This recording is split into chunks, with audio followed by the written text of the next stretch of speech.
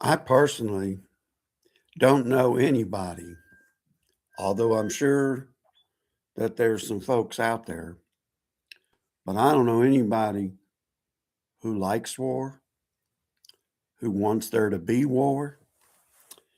Certainly, I don't know anybody that wants us to be at war. It's not something um, that I look forward to. And if it didn't have to happen, I would be all for that.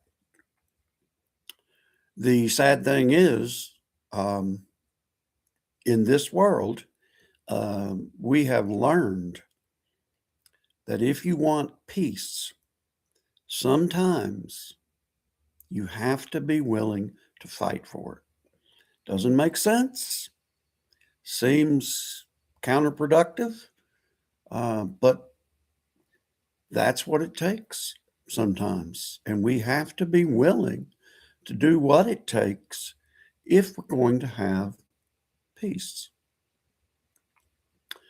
When you come across a country, a government, a religion that shouts death to America, that is constantly um, bombing and raiding and supporting terrorists who are attacking you as they do with Israel, it's awful hard to have peace. Um, so sometimes you have to take a stand. And sometimes when you stand, uh, someone's going to try to stand against you. And it doesn't matter how small they are, it doesn't matter how weak they are. It only matters how stubborn they are here and how hard hearted they are here. So um, that's where we were with Iran. Uh, the president sent negotiators over there. These negotiators are highly skilled, very good at what they do. And Iran, as it's done time after time after time, uh, has lied, ignored, um, put off following any of agreements that they've made. They can't be trusted. And frankly, I don't think they want to be trusted. I think what they really want is to kill Americans and to kill Israel is to kill Israelites. There we go. Israelis. That's the word I'm looking for. That they want that. They want to kill the infidels, the barbarians, the pagans, the ones who don't believe the way they believe. And we can see that this is so true. They're being bombed senseless. Uh, everything is becoming destroyed. At least everything the United States and Israel are aiming at. That's the thing. It's what they're aiming at. And the leaders get blown away. And then the next group of leaders get blown away. And apparently now there's a son who is supposedly taking over. I don't know what he's taking over. I don't know what's left to take over. Um, but yet they won't give up. They're going to fight to the end. And the problem with that is um, there are Iranian people who are as nice and as good and as kind and as loving as people I know. They have families, they have hopes, dreams, desires, and they're being destroyed. They were being destroyed before we got in there.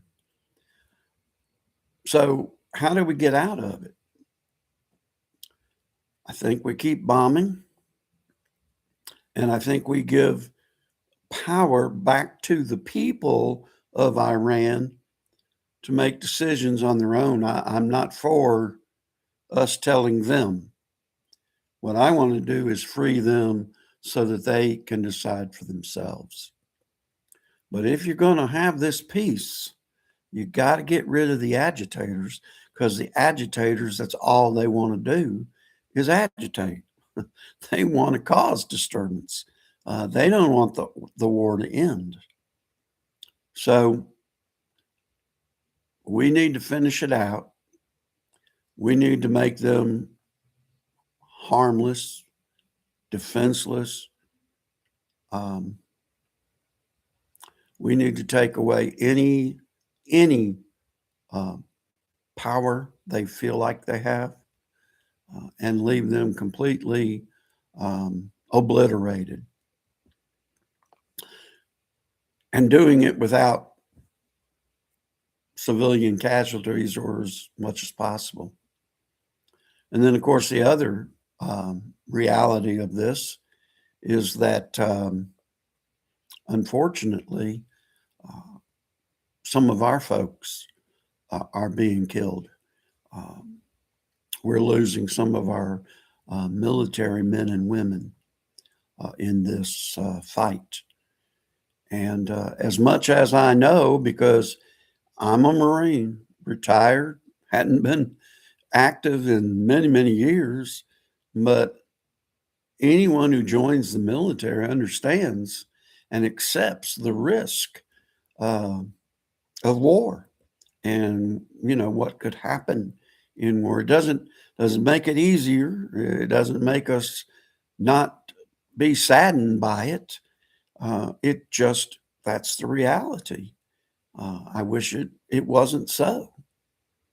And I feel for these families. Breaks my heart. But I hope they know that their son or daughter, husband, father, wife, mother didn't die in vain. That we had our goals, we met our goals, and we gave freedom to the Iranian people, Iranians. I get so confused on all these names. But anyway, that's what is going to honor these that have fallen. That's what's going to keep their courageous sacrifice in the forefront, is the fact that we accomplished the mission. No more, no less. We accomplished the mission. So President Trump, Secretary Hegseth and Raising Cane and all of you guys and gals, keep pressing on, get the job done. Yeah, it's costing us some gas money, going up a little bit, coming back down again, causing some market instability. But all that's going to work out. All that's going to come back. And it's not gotten out of control. And I don't think Donald Trump and his administration will allow it for that to happen. So hang in there, stay tough, and pray. Pray that this war comes to an end in such a way that lasting peace is possible. Not positive, but possible. We want to make it possible because before it was not possible. There would not be peace. There would not be freedom. So, y'all have a good rest of your day, and I'll holler at you later. Bye for now.